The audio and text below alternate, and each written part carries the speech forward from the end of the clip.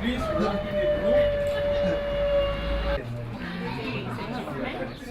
group. My name is Prince Dube, the curator of the Alexandra Museum, which is based at the Alexandra Heritage Center on the 7th Avenue and Mayor Street.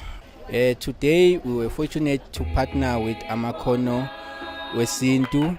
They brought visitors from Sweden, a bigger group than the normal groups that we have, and they stayed for longer than other groups. Normally the visitors spend about 30 minutes and they leave the venue, but the group that was organized by Amakhono with Sintu stayed for more than 3 hours here. They enjoyed the life around the Heritage Center. They also listened to the music, and they also viewed Panzula dance and etc., which was part of the activities organized by Amakhono Sintu. As I said from day one to all of you, that what we need to do is to immerse ourselves in the experience, to hear, to smell, to taste the sounds of South Africa. And this is just the beginning. This is just the tip of the iceberg.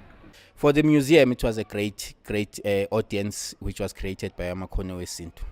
In order for us to be as human beings, there needs to be that sense of unity, that sense of togetherness.